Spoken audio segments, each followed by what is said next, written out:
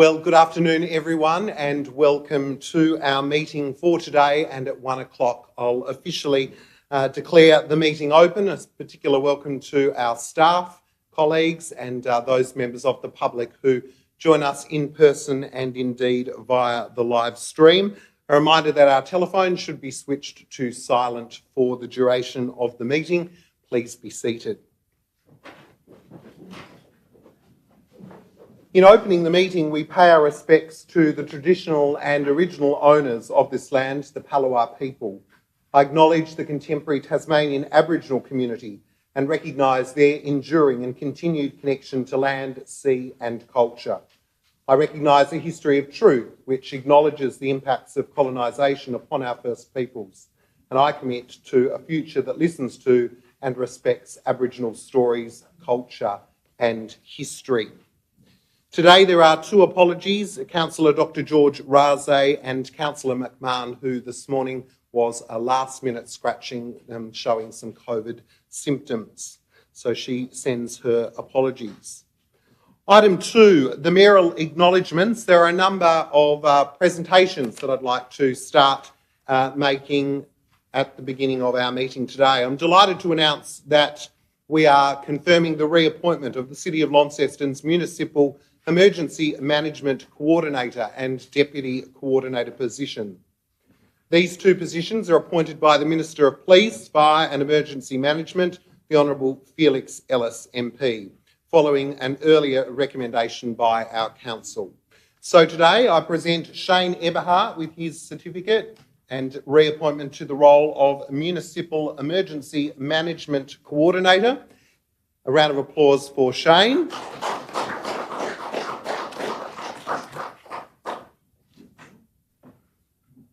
And the Deputy Municipal Coordinator to Louise Foster.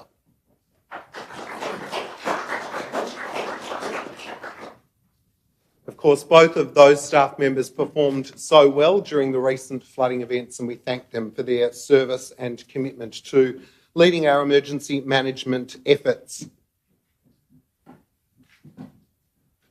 It's also a great pleasure today to recognise the work of two of our staff members in Megan Brown, our engagement facilitator, and Lisa Granger, who were presented with the International Association for Public Participation Australasia's Core Values Award for our Council's Community Engagement Program, Tomorrow Together.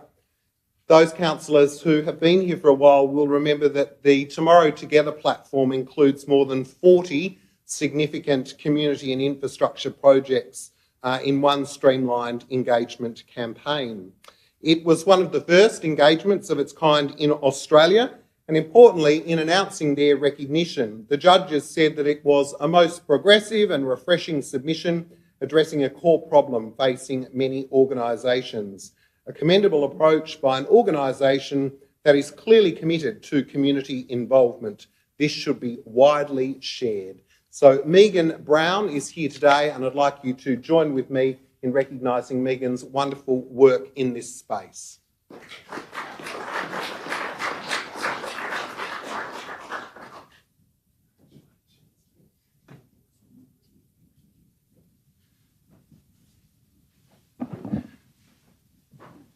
We now move to item 3 on the agenda, declarations of interest in accordance with Part 2, Regulation 8C of the Local Government Meeting Procedure, Regulations 2015. Elected members are requested to indicate where they may have any pecuniary or conflict of interest in respect to any matter on today's agenda.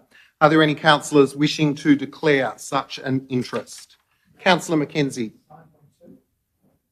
9.2, Councillor Mackenzie. Any other declarations? There being none, we'll move to item 4, confirmation of the minutes, that the minutes of the meeting of the City of Launceston held on the 17th of November be confirmed as a true and correct record. Someone to move that recommendation? Councillor Harris. A seconder. Thank you, Councillor Britton. We'll put the motion to the vote. All those in favour raise their hand. That is all councillors present. The motion is carried. Item 5, Council Workshops. 5.1, Council Workshop Report of the meeting held on the 24th of November. That Council notes the Council Workshop for the purposes described, notes the items that were included and listed in point 1, and also notes the attendance listed in point 2. Someone to move 5.1. I'm happy with anyone. Thank you. Councillor Walker. A seconder. Councillor Palmer. Councillor Walker, do you wish to speak to the motion? Councillor Palmer. Any councillors wish to speak to 5.1? We'll put it to the vote. All those in favour raise their hand. All councillors present, the motion is carried. Item 6, councillors' leave of absence applications. This will be considered in closed council today at 22.2. We move to item 8. There are no public questions on notice at 8.1. So we'll move to 8.2, public questions without notice, and I'll ask Elizabeth to please read our guidelines. Thanks, Elizabeth. If you're participating in public question time, please move to this microphone and state your name and address. You may then ask up to 3 questions. Please direct your questions to the Mayor. The Mayor may refuse to accept a question. If this happens, reasons will be provided. If your questions are accepted, they will either be answered at this meeting or taken on notice and answered at a future council meeting. Debate or discussion about questions or answers is not permitted. Thanks, Elizabeth. I wonder if there are any questions without notice from our community today. Wonderful. You just state your name for the record. My name is Lynn Van Emmerich. Do I give my address? Sure. 9 Berean Street, East Launceston. So I'd just like to say this before I ask the question.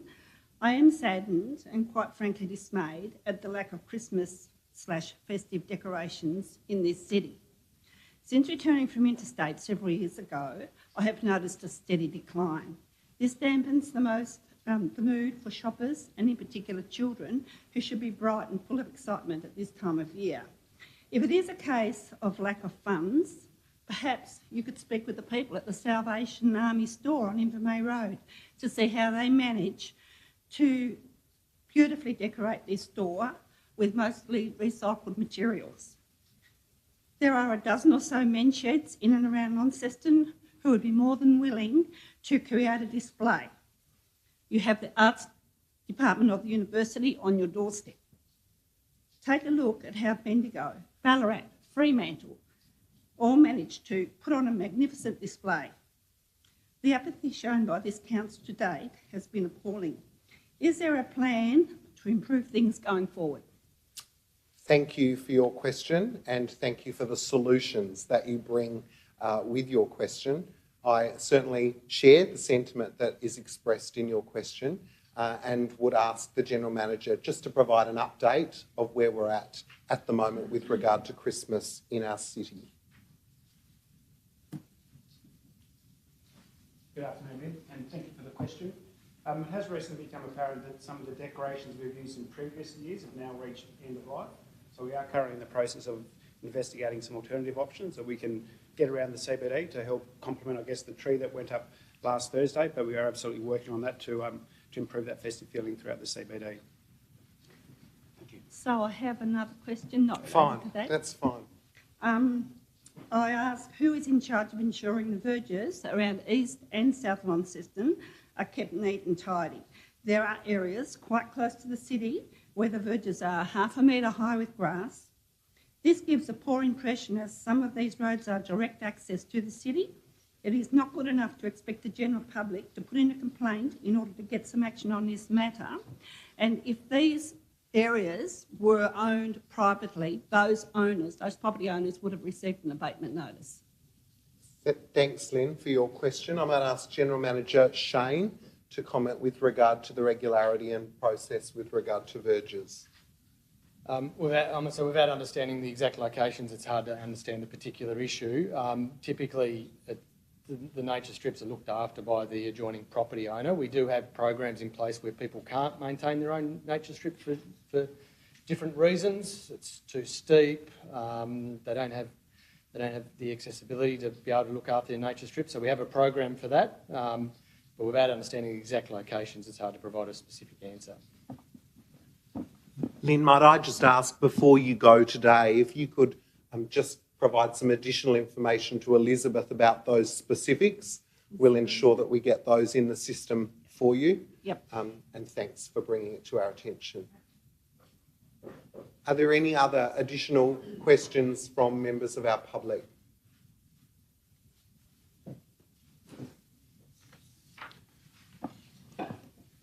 We move to item 9. Under the provisions of the Land Use Planning and Approvals Act of 1993, Council acts as a planning authority in regard to items included in the agenda. Item 9, Planning Authority. Item 9.1, 13 Flowers Court, Newstead, construction of 2 additional dwellings. I'll ask Elizabeth to read out the guidelines when commenting on an item on the agenda. Thanks, Elizabeth.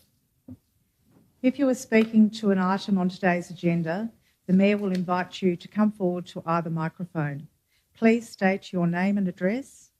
You may speak for up to 2 minutes, either for or against the recommendation. You will hear this sound when you have reached your time limit. You may not ask questions or enter into debate with councillors or council officers. Your statement is not to be defamatory, inappropriate, or abusive, or to be intended to embarrass anyone. The Mayor may direct you to stop speaking if you do not follow these rules or if your statement repeats points that have already been made. Great, thank you, Elizabeth. 9.1, 13 Flowers Court, Newstead. We have one speaker listed. Brady, if you would like to make your way to the microphone. Sorry, Brady. You're right. Hello, my name is Brady DeMeyer, co-owner and speaker for Cabraco Builders. We seek the approval of the development at 13 Flowers Court and believe will be a positive addition to the street and Newstead. With the school, retirement home, cafe, businesses all within walking distance, this area of Newstead will continue to see demands for homes. The smaller parcels of land that the dwellings will be built on will help keep costs down, allowing for more affordable living.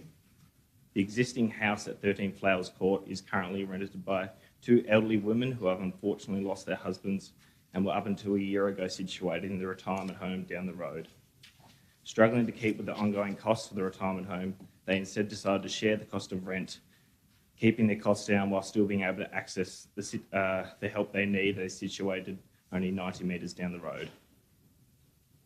We believe the future development with 2 bedrooms, both with separate bathrooms, lift wells being built into the homes will give more opportunity and options for people like this in the area who are looking for more affordable, low-maintenance homes that are in walking distance to the facilities that Newstead has to offer. Thank you. Great, thanks, Brady. We appreciate that. Are there any other speakers for 9.1? No, thank you. Seeking someone to move 9.1. Councillor McKenzie, thank you. A seconder. Councillor Harris, thank you. Councillor McKenzie, do you wish to speak to the item? I do, thank you. And again, we have to focus our point on the Planning Act, and I guess what something looks like isn't something that we actually designed in relation to the planning scheme, and likewise in relation to what isn't in the building isn't in there, which is covered by issues 4 and 5, I think, now by our planners. Excuse my throat. This planning application requires only 5 discretions under the scheme. First one is density, and I think our officers have explained the density relationship in relation to the area, which states that just because it's below 325 square metres per building block, it doesn't mean that it's not eligible to be passed through discretion, and they've given explanations as to why the greater character of the area would allow the level of density that's there. Setbacks and building envelopes is the second one. Very minor discretions, that really I think go without speaking are okay. Site coverage and private open space. Again, technically, the site meets the requirements of the public open space, albeit I think the boundaries around the backside of the units really don't create a great deal of open space. But I think based on the comments that are made by the proponent, it actually fits the need for the community as well. Privacy, I think the only privacy issue is actually between the house at the front block and the 2 units at the back. And because it's been cut down and a 1.8 metre fence involved, again, that meets the performance criteria as well. And design and layout of the car park, which was seen to be tight, has now been conditioned to make that larger to meet the requirements of the Act. As a consequence of that, I believe this proposal meets the requirements of the Development Application and the Planning Act. Thank you, Councillor Mackenzie. Councillor Harris is the second up. Thank you, Mayor, and thank you, Councillor Mackenzie. You just got over the line there before his voice came out. Yes, most of what I was going to say, Councillor Mackenzie has covered off. I am very familiar with Flowers Court, having been working for Masonic Care for 4 years and being aware of the units that are there already in Flowers Court. And in fact, there's a 10-unit development across the road at the back of the houses that most people would not even be aware of. So certainly putting units in this area is something that's not unusual. And in fact, in this case, because of the slope of the land and the location of the 2 units at the rear of the block, down the slope, they would hardly be seen from the streetscape, and also minimising any overshadowing to the neighbouring properties. It would not be on the building itself that is next door, it is only their backyard, and it has the Scotch Middle School over the other side fence. So it's probably a very good example of where, if we were to stick to our 325 square metres, this one doesn't quite make sense to have to say no to it. It makes more sense to say yes to 3 lots of 309 square metres, I think, on this particular block. It's not a lot of difference. And I think ultimately, as the builder has said, this will make ideal accommodation for those, probably not at the start of their life with young children, but perhaps for those of us where the children have left home. And we certainly do need more of that type of accommodation in the city. So I'm happy to support this motion today. Thank you, Councillor Harris. A question from Councillor Dawkins. Thank you. Could council officers please speak to this quandary that I've had and something that I've been mulling over for a while now.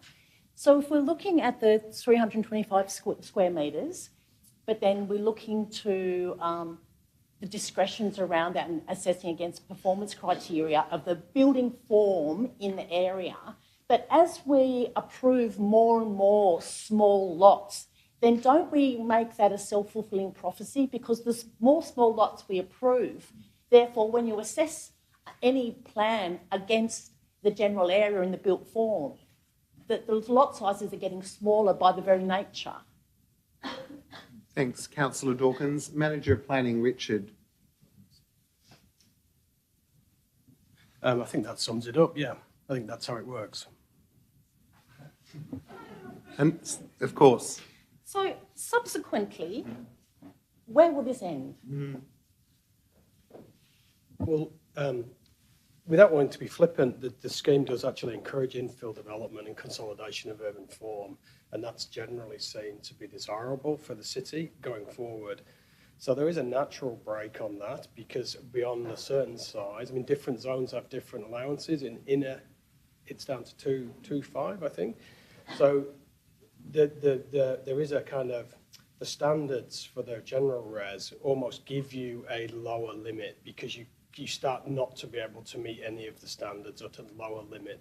But 325, that generally can be achievable, or 300. So we will see a densification, and we've seen that over the city. You know, we approve maybe 25% of our new houses behind other houses or in conjunction with other houses. And that's been a trend for a long time, and that will continue. So if that continues, the city will continue to densify. Thanks, Richard. Any further questions, Councillor Dawkins? Any other contributions from councillors?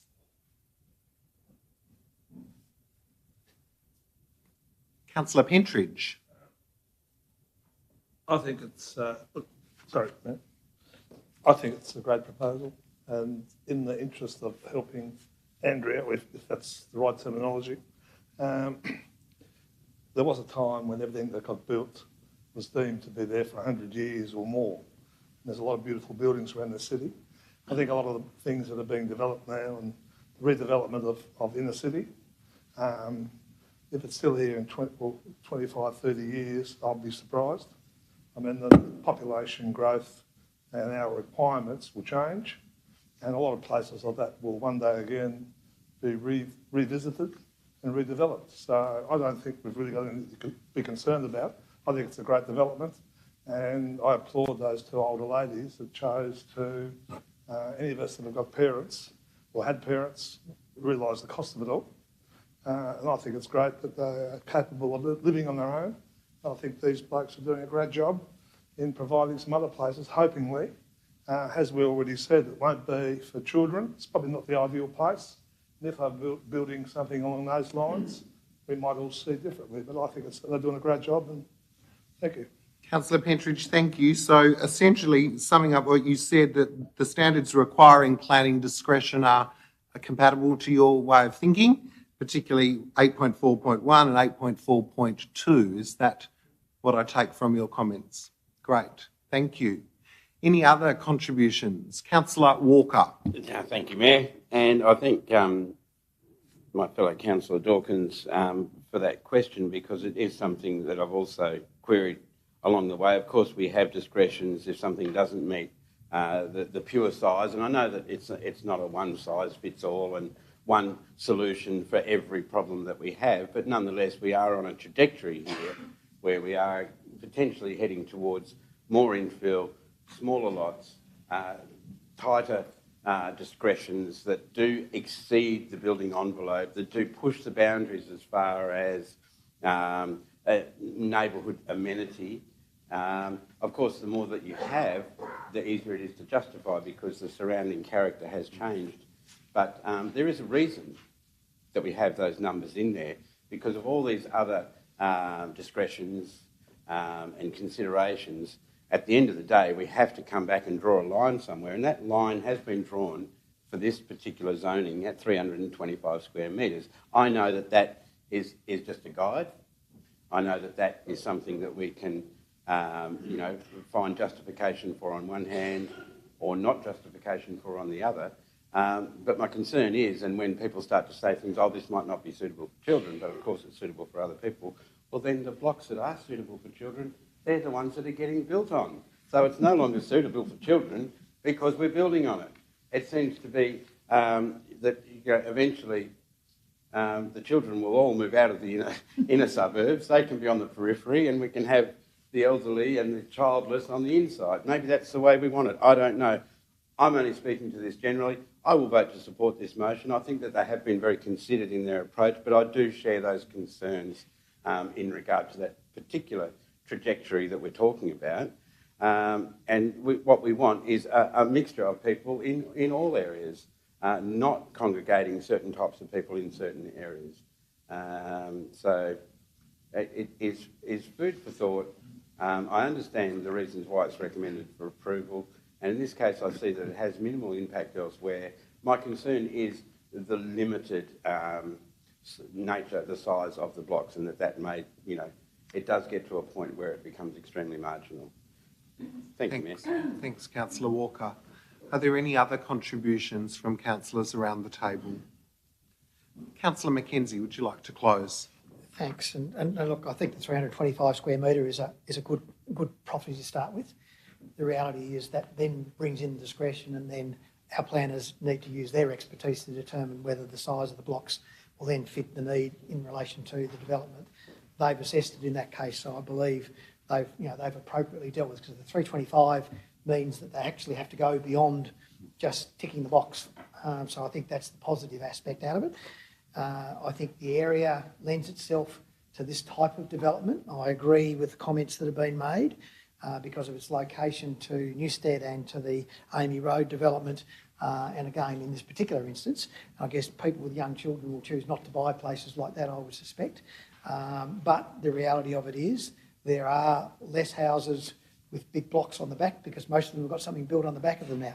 I drove through Geelong yesterday and there are big houses being built with no backyard. So it seems to be the trend of the way that we are going this day, that nobody wants to have a backyard, provided we've got public amenity by parks and things like that, which up the other end of Amy Road, children have places to frolic. Thank you, Councillor Mackenzie. We'll put the motion to the vote. All those in favour raise their hand. That is all councillors present. The motion is carried. Next, we move to item 9.2, noting that at 1:25, Councillor Mackenzie, having declared an interest, has departed the meeting. 9.2, we have a number of speakers listed. The first speaker we invite to the microphone is James Westwater.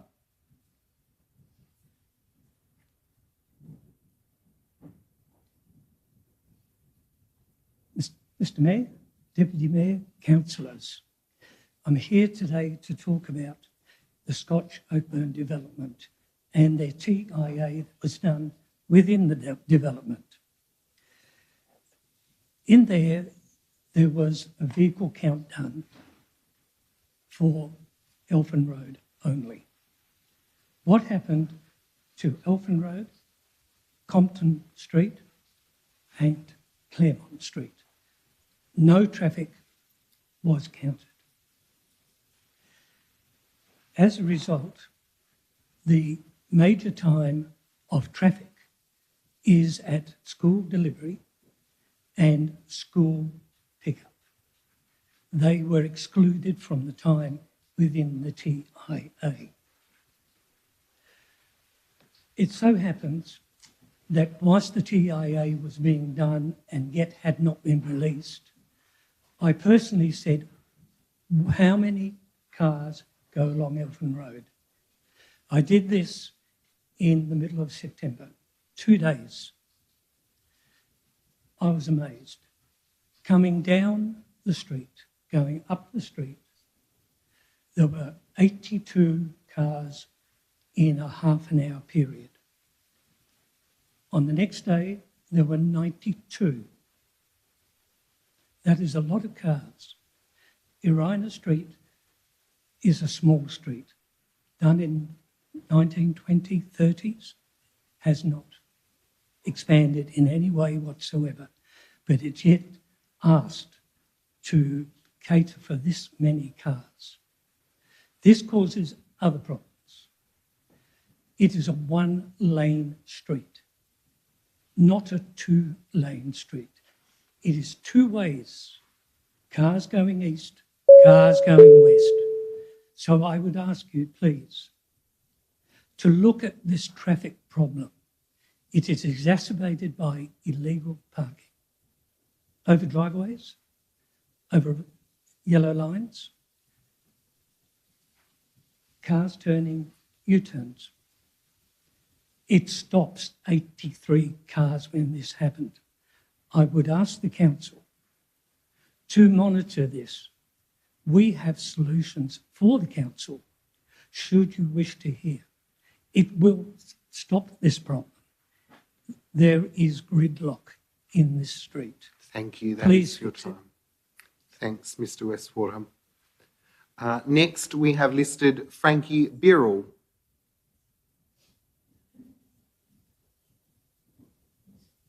Frankie Birrell, 13 Claremont Street in East Launceston. Look, I've been very pleased to see the submissions that have been made and the attention that the planners have placed upon the concerns we had. There are two concerns I still have. One is the traffic, which James has mentioned. I have photographs here which I've tabled. They show clearly the difference between days when there aren't any cars, aren't any school days, and when the sort of traffic conditions that we confront every day in the morning and afternoon. I've tabled those. The other concern I have is noise. One of the councillors that was on this council last year had a building built next to her, and the repercussions of that building on her amenity, she told me these words were her words, it ruined my life.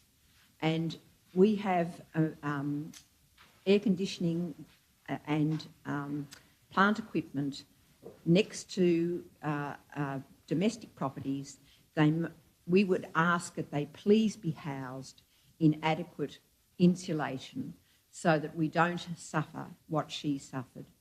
And that's really all I have to say. Thank you very much. Thank you so much. Next listed is Andrew Birrell.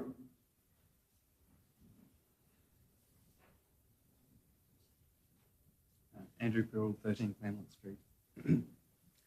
Thank you for allowing me the time to speak to this issue.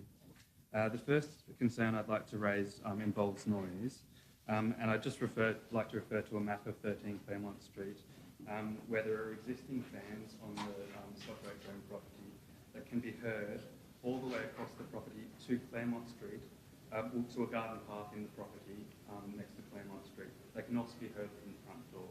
Now, I just ask that Council considers that they would see fit to ensure any noise-generating equipment from the development will not further impact or pollute on 13 Claremont Street. The second issue involves traffic, and I have provided two photos just showing a block. This is our driveway access from a window, and both photos show similar images of the blocked driveway. There's no parking space there, obviously, it's the driveway. These are just two examples of 13 photos out of the last 16 days, weekdays, in which I've taken 13 photos on different days during the drop-off period.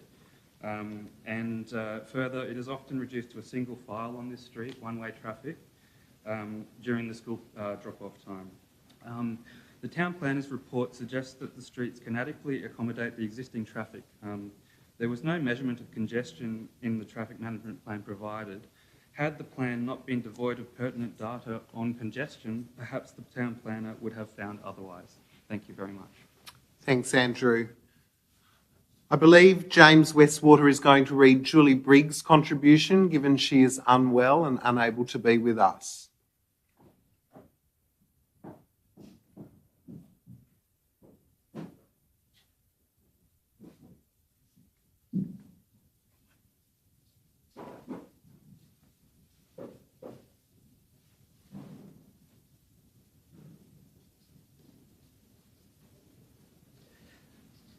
Message from Julie Briggs, who unfortunately is quarantined. Hi James, at home putting up decorations. Concerning that traffic management plan did not capture the ongoing traffic and parking problem. Still have staff cars parked outside my house all day. The last few weeks have had trouble getting out of my driveway to go for appointments as parents, grandparents, cars parked over the driveway. One had left the car to go around and pick up the grandchildren. Ongoing problem for the last 10 years. Long-term resident since 1994, can't have friends to lunch during the weekday as no parking available. Solution, resident permit parking for 2 hours and vouchers for friends. Thank you, Mr. Mayor. Great, thank you so much. Are there any other members of the public who'd like to speak to item 9.2? No, thank you. So 74 to 78 Elfin Road, educational and occasional care, construction of 2 buildings and alterations and additions to existing landscaping. Someone please to move 9.2. Councillor Harris has moved. Someone to second the motion. Councillor Britton, thank you so much. Councillor Harris, do you wish to speak to the motion? Thank you, Mayor, and thank you to those 3 speakers giving us the residents' opinion of what goes on in the parking stakes around traffic, around school drop-off and pickup time. As a resident who lives further along to the south and travels past there regularly, I can confirm most of what they say. Yes, the streets do become very clogged at 3 o'clock seems to be the magic time when every child is trying to be dispersed into the cars. However, the development application that we have in front of us is really about building 2 new buildings on the site, not to increase the number of students and not to increase the number of teachers either, than what there currently are. We understand there are, I think, 77 full-time equivalents. They are approved for 49 based on a previous application about 2010 when they last did some work there. So in approving this, will increase the allowed number of teachers, as I understand it, as part of this development application. There are only 2 standards requiring our discretion, and that is the setback and the car parking numbers. It is something that they have done a staff or a traffic impact study, and if you ask the right question, I guess you get the answer you want, and the answer is we're currently acting with the same number of students and teachers as we have to yesterday. We'll have that when we finish this work tomorrow. Therefore, there should be no increase because it's already there.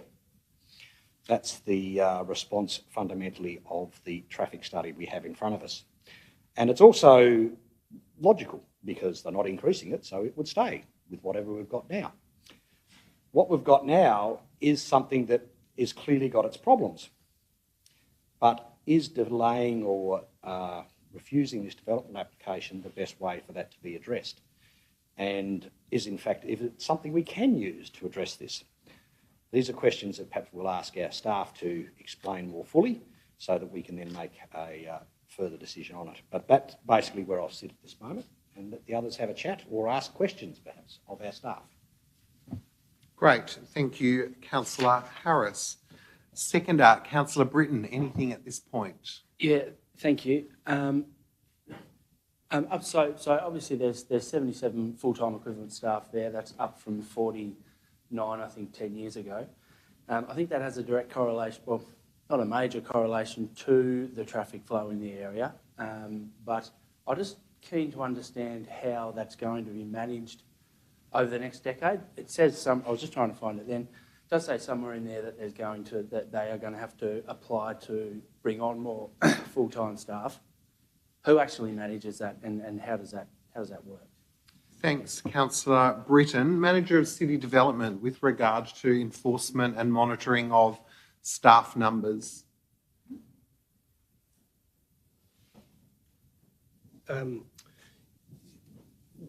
The council, a permit has also been issued for an additional car park in Boland Street with 30 spaces. So the school are proactively looking at providing what's required for the staff.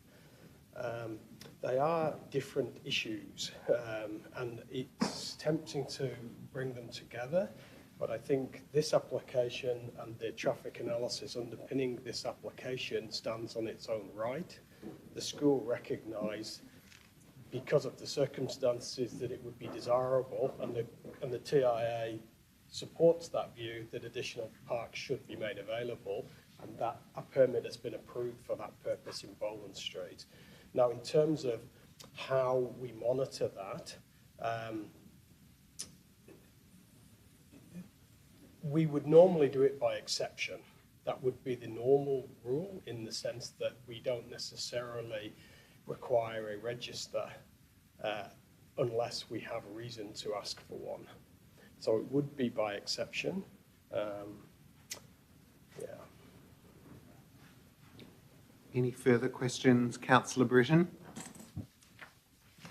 Kind of. I guess if the same rate of increase from 49 to 77 happens over the next decade, there could be over 100 full-time equivalents there. I understand, and we probably are straying a little bit away from the planning side of things, but I was just interested to know, it was written in the report, how the council would manage that. And if there is no reporting to it,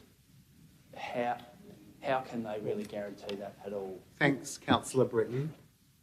Manager of City Development. Condition number 3 does place an onus on the college to report their staff numbers to us, I suppose if they don't do that, it would put us on the onus on us to follow them up. And we probably would do that occasionally, but generally in response to an issue becoming apparent. But there is an onus on the college, and I'll read from the condition number 3. It just says, prior to staff numbers increasing above 77 FTE, the college must inform the manager of city development to ensure compliance with the planning scheme and determine the need for additional parking. Parking standards change over time and permits last forever. So it may be that in time, in future, parking numbers may be revised downwards or upwards. So it's hard to conclude the current scheme will be the same in 10 years, but there's an onus on them to inform us and for us to have that conversation and provide advice to them as to what may or may not be necessary. Thank you. Councillor Harris. Sorry, Councillor Britton, another question? No. You'd wish to speak? Okay. Councillor Harris, a question from you? Yes, just a question to Richard again, regarding the permit for the Boland Street car park for staff parking at Scotch Oakburn Junior School. That is, I take it, as you say, a proactive measure, but it's not in any way linked to this. So if it were to exist for 12 months or 2 years and they cease to do it for whatever reason, then there is nothing we could do to force them to replace those 30 spots with another lease somewhere else or perhaps on site. Manager Richard. The simple answer to that is no. We don't believe there's a mechanism in the present circumstances to tie them together or a necessity from the traffic advice that we have. Thank you. Any further questions? Question? Councillor Pentridge. This is directed to Mr. Jennison. Once again, I hear one of the gentlemen that came in here with, to speak on this matter. I think his name was Andrew. I realised the buzzer had gone off and you'd taken a bit too long, or in someone's opinion. But one of the good points he made, that he felt he had a solution. I just wondered to Richard, is this another time that we ignore the residents? Isn't there something that we've got a responsibility to keep our residents happy? And wouldn't they feel a lot better about a problem that's going to be very difficult to fix? A very nice school and a very old school, more kids going there. And maybe if we consulted with these people, listened to what they had to say, maybe they wouldn't walk away when... Thanks, Councillor Pentridge. Thank you. Questions directed to me, I'll triage them to the correct person. So with regard to your question, I think the question is with regard to car parking numbers and the concerns that neighbours have got, has there been any conversation or communication? That's right. What has the correspondence been in terms of negotiation over the last number of months, noting that the DA was previously withdrawn? What conversations, public engagement have occurred over the journey? Yeah. So obviously the school have been quite proactive, I believe, in consulting with the community. The council have also advertised the development application and sought comments as to what those suggestions are and whether they were made specifically in regard to the DA. I don't have that information to answer you, but if they had been made during a submission, they would have been considered. Obviously, the other factor here is that there are a number of solutions to this, and depending on what the issue is, for example, the way we manage parking on the street is not a matter to be dealt with in the planning application. So if the issue is we should enforce parking over driveways, that's a matter outside of this. So the solutions aren't always with the planning scheme either. So there is a broader conversation, and without knowing the specifics of the suggestion, it's hard to give an answer. Thanks, Manager City Development. CEO. Thanks, Mr Mayor. So I will add, the council does never ignore the sentiment of the community, but I will point out that in response to the representation 1 in the report, so clearly the school engaged the traffic report to inform them and the council in respect of determining the application. So that report has made recommendations to the college to utilise traffic wardens to ensure that pickup zones are used safely and efficiently, to provide regular communication to parents and to carers regarding the use of the dedicated parking zone. So one would hope that the college will take up the recommendations of their own traffic engineer to be able to properly manage the concerns that have been raised. Thank you, CEO. Any other questions? Councillor Kai, a question? Well, sort of a question. So I believe that there's they put in a DA for staff parking down at, is it Dowling Street? Yeah. Has that been approved? Or Boland Street? Sorry, my bad. Yes. It has? Okay, this is a bit funny how to word it. Wouldn't it make sense to sort of approve this after they've actually established the car park and get the staff out of the streets down there first before they start constructions and things like that?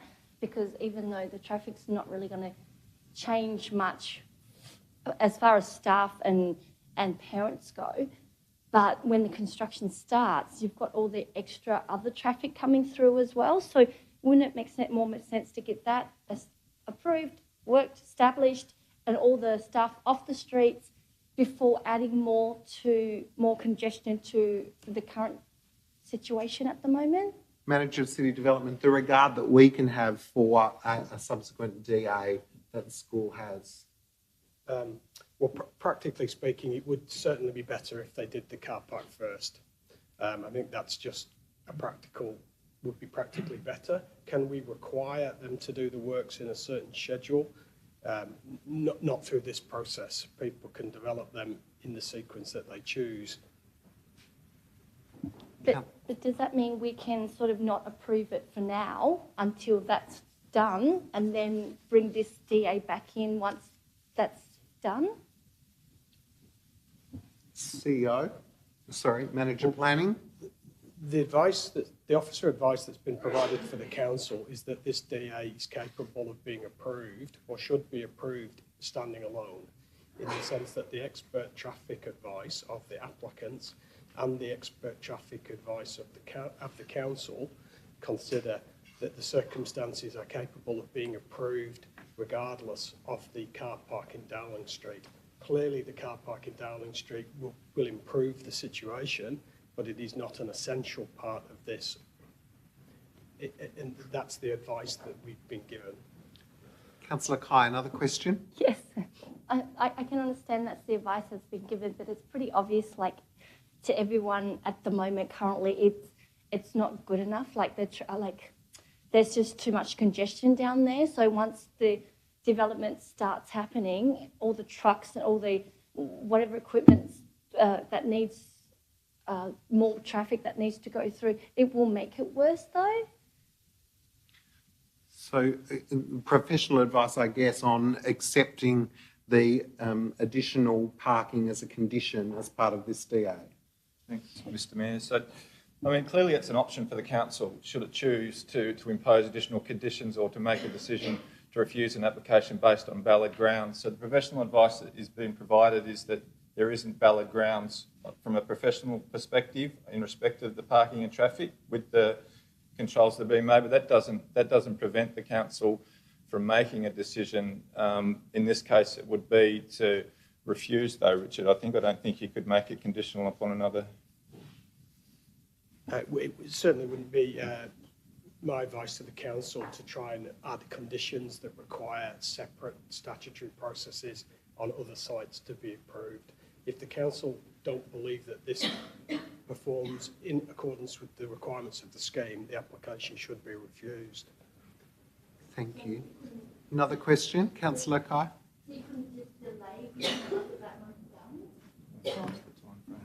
Thank you. Councillor Walker, a question, or did you wish to speak? Sure. Mayor, okay, I just want to clear up confusion between Dowling Street, which I was previously told, and Boland Street, because they're quite a distance away from each other. Dowling Street, I thought, that's a reasonable distance from the college. Boland Street, of course, is further. So just get some clarity on the location of that car park. acknowledging that that doesn't have anything to do with the DA today. Thank you very much. It's on the corner of Dowling and Broadland Drive.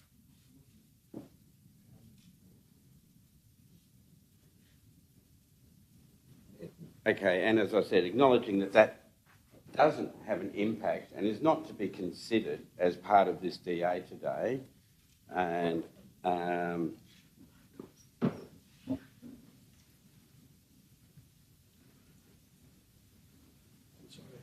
No, it's still going.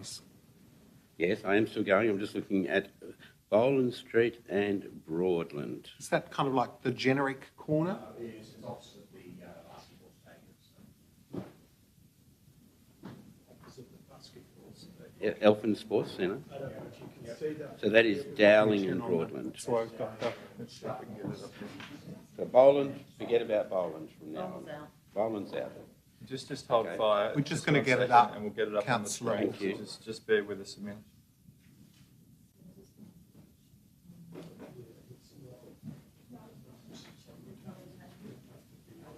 Oh, that's okay. No, we'll just have to Hold on. visualise. Thank you. I understand where it is now, and that clarity is good. Regardless of the fact that that doesn't impact this particular DA, what I want to know is, does this development, our acknowledgement that there is an extra 30 or so full-time equivalent staff, potentially no more students than what they have now, does that require any additional parking as a part of this particular DA? On-site parking? The simple answer to that is yes. The additional staff would require either additional car parking on site or discretion to be exercised to waive or reduce the requirement.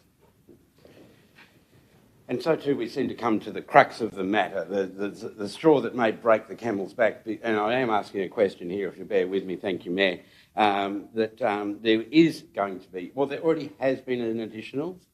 The traffic impact assessment is based on the fact that there already has been additional staff, and we are in an area that they're already busy streets. There's, of course, for anyone who goes there, of course, for the residents, they're aware that the impacts are already there. So my question is, the traffic impact assessment is being based on the fact they have already exceeded their allowable full-time equivalent staff who are already parking on those streets, and yet we have a traffic impact assessment that is now being based on this future approval of 77 staff, which already exist. So we're comparing like with like, if you will. We're not. There is no future impact because the impact is already apparent, I suppose is the point I'm trying to make.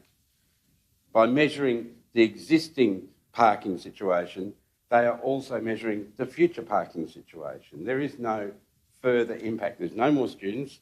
We're just, in approving this, we will be approving their eligibility for more full-time equivalent staff, which they already have, so the impacts are already there. My point is, what are we comparing when we talk about traffic impact assessment when the impacts are already there? Have been for the last decade, of course, as many residents will attest. Thanks, Councillor Walker. Manager of City Development. The traffic impact assessment is based on 77 FTE.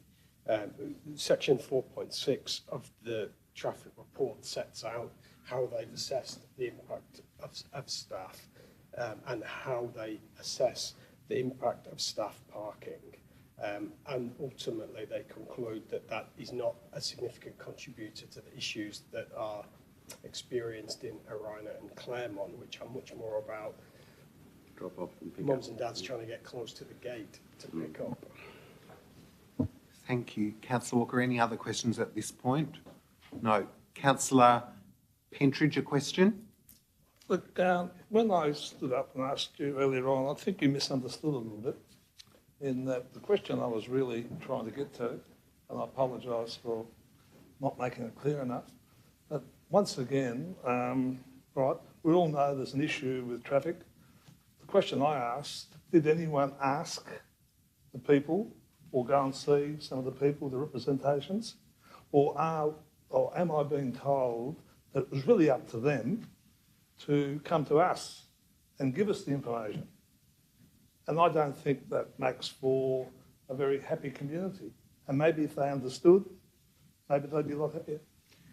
Could we provide just the information to Councillor Pentridge about the previous DA that was withdrawn and then the stakeholder session that was provided by the School for Neighbours, if that's possible? So Councillor Pentridge just asked again about the engagement that the school has had.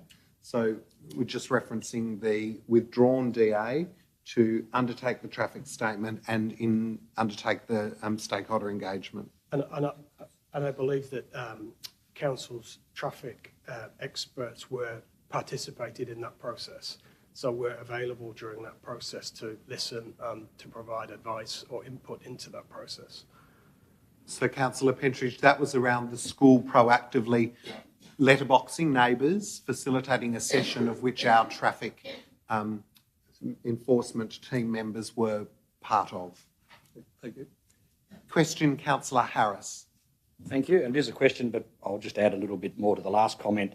I was also present at that customer engagement session, if you like, that the school put on. Myself and former councillor, did they go? Priest. Priest, thank you. Yes. I want to call her Krista, but I couldn't. Priest. Yeah, so we attended that, and the school was somewhat taken back by the, it's fair to say the school was taken back by the anger, if you like, from the local community that, you know, they hadn't been consulted to that point. And certainly the second meeting, which I also attended, not sure that Councillor Priest was at that one, they very much appreciated the fact that they had come back and given them some positive responses, including the installation of the traffic wardens. And in fact, I can report that the other day I was driving past about 2:30 to see the traffic warden was already in place out the front on Elfin Road. So the school has done what they had said. My question, though, was actually in regard to noise, just to get off traffic for once. We had Mr. Burrell, I think, say about the noise of the plant that currently exists on the site and the fact that it can be heard right across the to his property at 13 Claremont Street, which is, of course, right next door. And so what is the potential of adding more noise or background noise with what is being done? Or under the planning scheme, is it the fact that the distance from the boundary is sufficient that is considered that he won't hear the noise? Thanks, Councillor Harris. Maria or Richard? Who will take that one?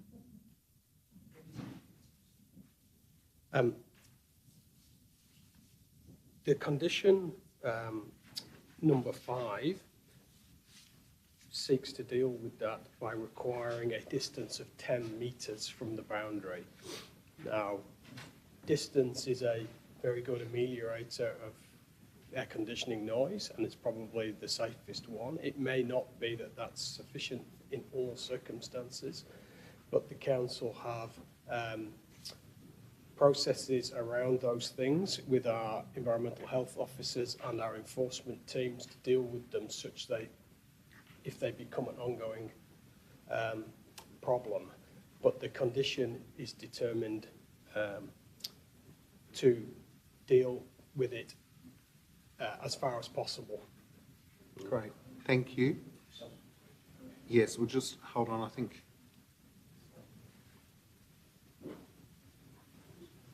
Councillor Pentridge, are you happy? We'll go Councillor Harris and then go to you. Is that all right? Councillor Walker, is that all right? Go Councillor Harris first. So just on the noise abatement subject, so if Mr. Burrell finds that the noise is annoying in his property, what is the physical dB limit that we would actually be registering? For those who are aware of noise, it's something that goes in a parameter like that, and so it's not very good. We don't have live streaming, they can't see that, but it is something that increases dramatically towards the end, in that 50 dB is not twice as loud, 100 dB is not twice as loud as 50 dB, it's probably 10 times louder. Good, so we'll answer the question. CEO. I'll probably need to call on my old environmental health background to be able to answer that one. So typically it's 5 decibels above the background level, so it's specific to the area that you're actually measuring it. So a nuisance is determined as something that is louder than 5 decibels generally above that, but it is situational depending upon tone and volume and intensity and all those things. But that rule of thumb of 5 is the number that you're asking. Great, thank you. Councillor Pentridge, another question? Perfect. Councillor Walker? No, Councillor Dawkins. So just following on from that, so is there an electrical engineering plan which adds up the aggregate of all of the equipment in that plant and then works out what a general decibel reading would be based on the equipment that's installed? Richard. We wouldn't do that at the planning assessment. So almost all commercial buildings have a air extraction or handling system. We wouldn't necessarily require them to specify every detail of that at the planning stage. That's generally done later when contractors select the equipment. They all come with product manuals. They're all designed to comply. So in the event that they don't, or that they're misspecified, or there is an issue, it generally comes later. Question, Deputy Mayor. Thank you, Mayor. Acknowledging quite a few comments that have been made that we have deviated a little from the planning scheme, that the recommendation is for this to go ahead, but then also the conversation around and the questions around the actual subsequent residents of that area. My question is, the advice is for this to be approved. Where does the conversation come that can help probably alleviate some of the questions from today? Where is the next avenue for us to converse and to speak about the residents? Because that might help the people that are here speaking their views as to leaving today going, well, we know that they're going to chat about this at a subsequent meeting, or what, it can help maybe move this along a little more than the DA's there. The recommendation is for it to go ahead. Where is the conversation for the views of the people who live in the area? Because we can all say, yes, go ahead. Where's that coming? Thank you. Thanks, Deputy Mayor. So I guess outside the planning question is with regard to compliance and what avenues neighbours have if this is approved today with regard to the traffic issues they face on a daily basis. Who's able to answer that? Is that something which you're happy to respond to? I mean, it really depends on what the type of the issue is. So obviously a lot of these things come to the council, some things go to the school, depending on what the issue is. If people are parking over your driveway, well, we have enforcement people that can help with that. If we have noise complaints about air conditioning, we have processes around that. There may be some things about the school or other things that may be better directed to the school. Does that help?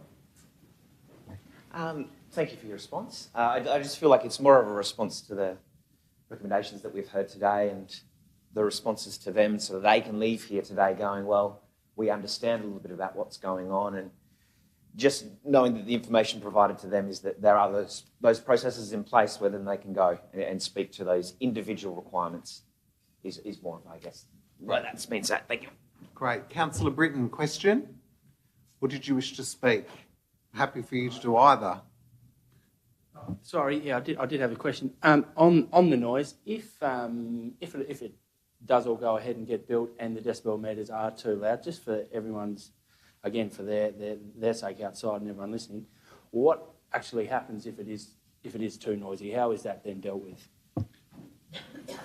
CEO. Thanks, Councillor. So there's a variety of measures that you would employ, through to being able to put barriers in place, being able to work to service the units themselves if there's fault with them, for instance, if there's vibration, all those sorts of things. And in some cases, it just makes sense to relocate, to maximise distance and to provide.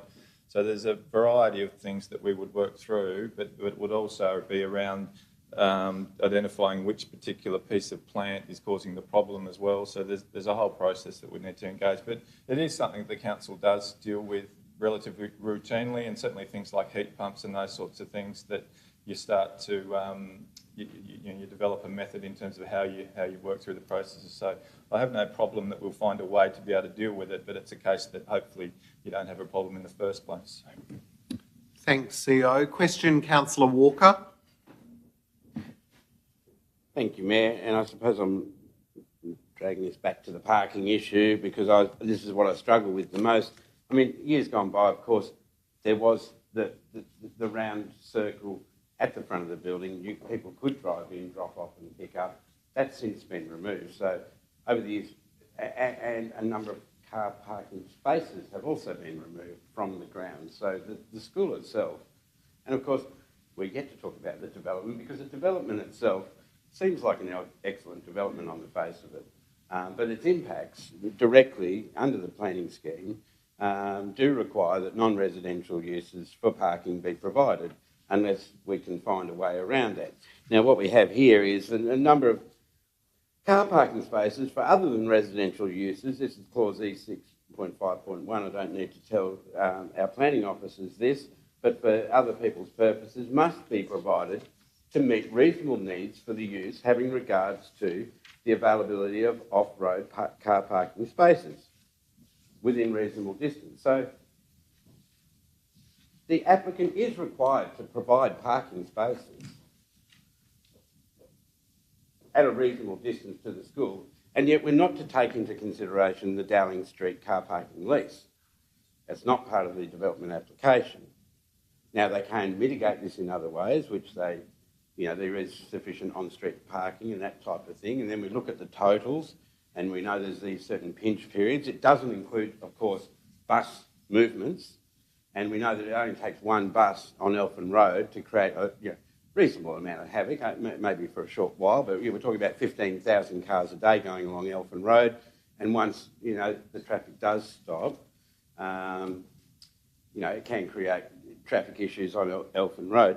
I suppose my concern is here we have a situation with a developer who is removing their own car parking spaces and yet wanting to increasingly rely on street parking spaces and wants a council approve or retrospective... So succinctly, the question is... Well, the question is, it would appear as though we're being asked to retrospectively approve a reduction of their own parking spaces and an increase of parking on the street, which has already happened but has never been approved by council.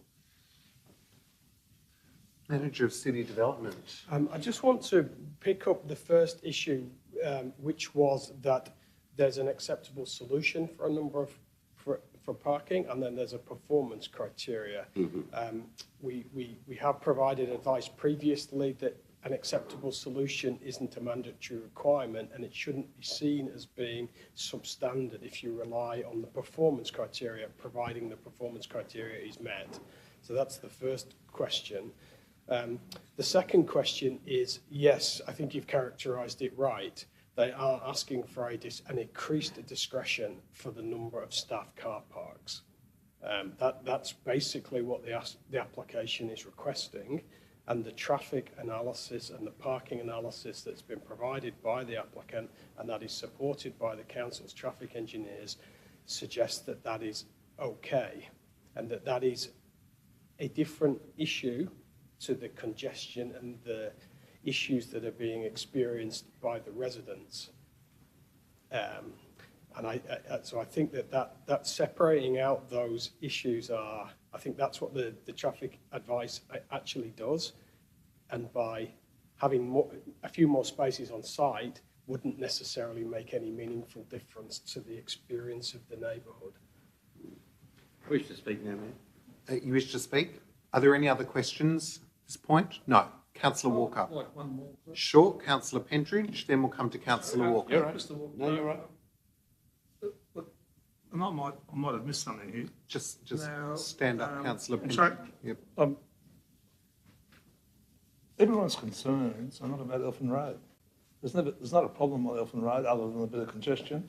It's all these other smaller streets, and I just don't seem to think that we're not addressing the concerns of the people in the smaller streets. And obviously, if you look at the photos, I mean, they're totally overcrowded, people dropping kids off. We're not addressing that problem. And we seem to be using Elfin Road as an example, where that's not a problem. That's wide enough for people to go around. We've got speed limits of 40 kilometres an hour. Anyway, thank you. So, The question is, are we actually talking about Oriana Street and Claremont Street? Or are we using Elfin Road as the broad brush? Like it seems to me the old cliche, the operation was a success, but the patient died. Thank you for the analogy. Manager Planning, did you wish to speak with regard to the inclusion of those side streets in the traffic impact assessment?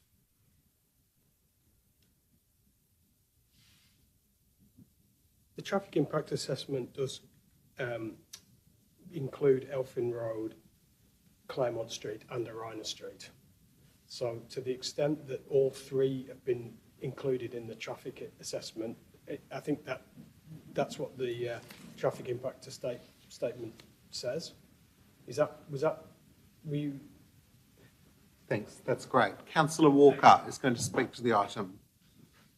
Thank you. And I'm going to start off where those questions left off, which is to say that, you know, maybe it's not nonsense advice from that planning officer, but it would appear as though the acceptable solution is based on the current situation, which is a situation that was never approved, but now that becomes the measure of the traffic, and there is no significant further impact on the traffic because the impact's already been made. And that becomes the acceptable solution, even though it never was the acceptable solution 10 years ago when the previous development was made. I think that is probably the crux of my dilemma, that there's some kind of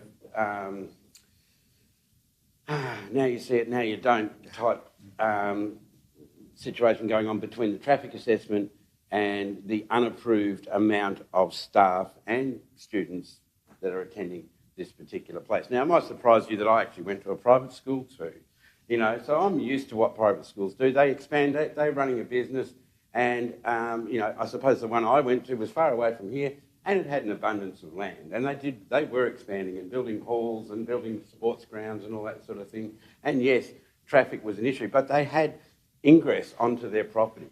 This property has no ingress. No, parents can't drive in to pick up their students. They rely entirely on the community's asset, which is those streets around that building.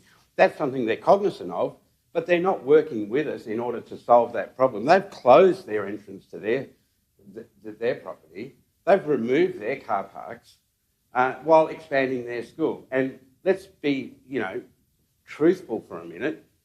Past indications, past events are a good guide to future indications. And the fact that they have increased their full-time equivalent staff over the past 10 years means it would be reasonable to assume that that will increase somewhat over the next decade or so.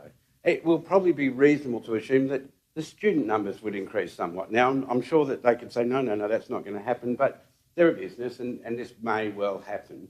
So the problem's not going to resolve itself somewhat. We can't include their option for leasing a parking area for staff, which is some 5 or 6 blocks away, which may or may not alleviate the problem. I'm concerned that this traffic impact assessment is based on already unapproved figures, unapproved relationship. Now that's to say nothing of the actual development that's approved, that's been proposed here by, you know, all sort of design considerations and that type of things. It looks like a wonderful development, and it'd be a shame to vote against it. It would be nice to think that we can put in some clauses and some considerations that move towards some more efficiency that is contributed to by this school. Not necessarily buying more properties around the school, expanding the school without making any other provision for parking on that site.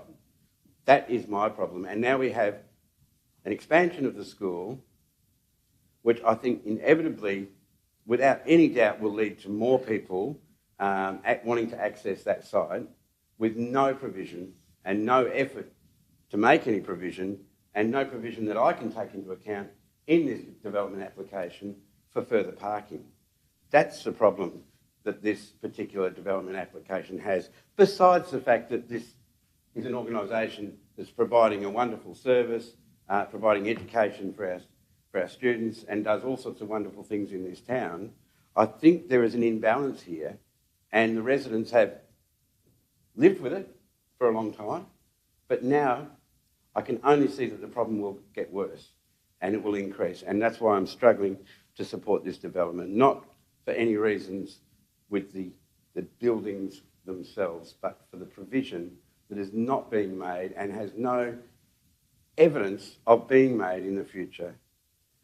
So unless someone can convince me otherwise, I won't be supporting this development today. Councillor Walker, before you sit down, I wondered if you'd like to reconsider the use of that word untruthful in terms of the reference you made to the numbers that the school... Untruthful? Did I use the word untruthful? I'll certainly remove that, withdraw that if I did. I thought I'd just give you that opportunity. Thank you very much. I'm quite prepared to revisit that further if required. Thanks, I suppose my intent was that past evidence has shown that it has been exceeded. I would not like to think that happens in the future. Thank you, Mayor. Are there any other contributions? A question, Councillor Harris. Question, Mayor, yes. It's my recollection, and perhaps you might confirm or otherwise, that in fact the closure of the drive-through at the front of the Scots Junior School many years ago was in fact requested and forced on the school by the council when we introduced traffic lights to the intersection with Cypress Street, forcing the school to not be able to have the nice U-turn they had to drop it off. And so in fact we are the reason they probably don't have what they used to have to enable with an easy ingress and outgress, or whatever the other word is, on the traffic onto Elfin Road. Is anyone able to confirm that for me? I don't think we have that information at hand. I will perhaps take that as when I attended the... So you're speaking now? I will, if you like. You've spoken previously. You can So I'll ask a wrap up. question or you can use it in your conclusion. I'll use it in my conclusion. Lovely. Have a seat. Are there any other contributions? Councillor Kai. Question? So if the council actually forced the school to remove that U-turn, and if we revisit the traffic on that side at the moment, are we able to put it back in or ask them no? Oh, it's a question. Sorry, I just saw Councillor Harris shaking his head, so I thought that was already an answer for me. Sorry. No, it's all good. He's just... The general traffic arrangements in the area, use of accesses, on-street parking arrangements and traffic circulation is generally done by the road authority outside of the planning process. So questions about uses of particular accesses, safety of entrances and exits, parking restrictions, no standing zones, etc., are all done outside of the planning process. So those things can be done, but it's advisable not to bring irrelevant matters or unnecessary matters into the planning consideration, which is actually under the scheme. The council have an independent power beyond the planning scheme to deal with those things as they see fit. Councillor Palmer, do you wish to speak or ask a question? Ask a question. Sure.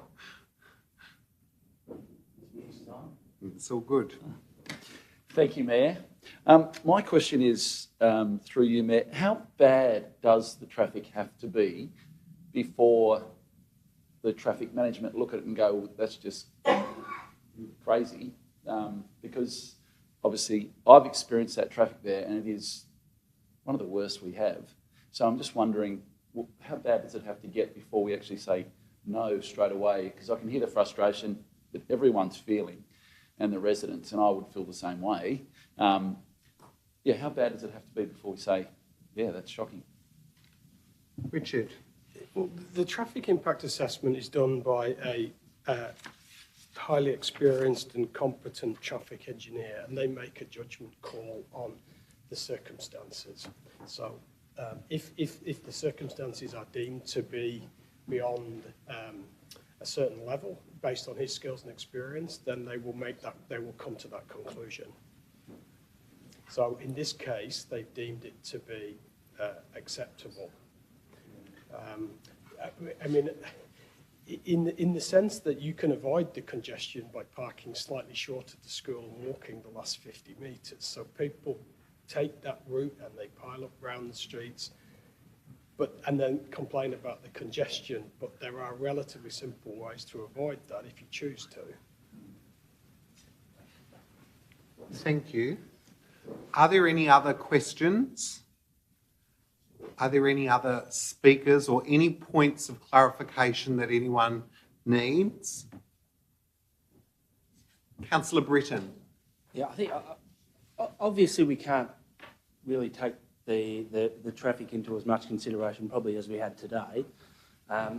You've got Newstead College around the corner. It's a really, really busy road regardless, obviously. So one thing was, I think personally I was just a bit shocked that it appeared that there had been no consideration by Scotch towards the parking. For any future developments, I think they probably should take some of that into consideration. But one thing to remember as well is it's probably going to be very beneficial for all the students, and I am going to support the development today. But yeah, in future, I think they can probably do something about their parking. Thanks. Thank you, Councillor Britton. Any other speakers? Councillor Harris. Thank you, Mayor, and thank you to my fellow councillors for all your questions and comments. I'll just summarise a little bit. Obviously, I've been a bit more involved in this particular circumstance than the others because I attended the couple of meetings, the community meetings.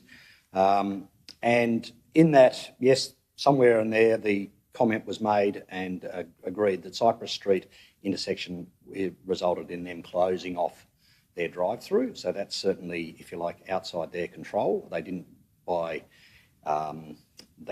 to have to give up those spots. I'm sure they wanted to do it, but it was my understanding that the exit of that was within so many metres of a controlled intersection, and you cannot have a driveway that does that. So that's why it had to be closed.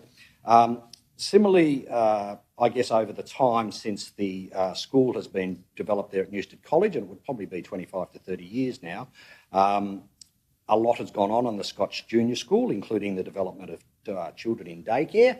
It probably didn't exist 30 years ago, but certainly does and exists now, and that happens on this site, and that probably helps explain why we have so many staff on that site, because they are limited of only having up to grade 5. They do have their middle school, and the middle school was established to take the grade 6 off the site to reduce the numbers there.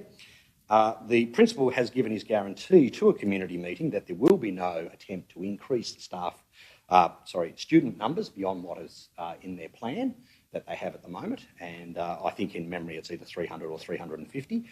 So that is their, I guess, guarantee, a public statement made to the residents. So we'll have to take him at his word at that, because along with other things, they have introduced, as I said, the parking attendants. They have, it seems, put in a DA for a off-street parking for their staff, which is some 6 minutes walk and 3 minutes by e-scooter, according to Google, from the Broadland Drive junction. So that will give them, as Mr Jamieson said, a nice walk to work each morning and back again.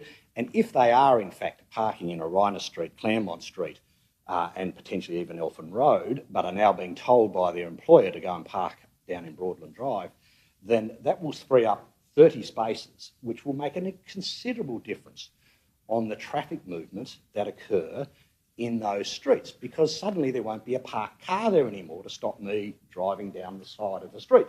That's what creates the one lane only, is because cars park on both sides.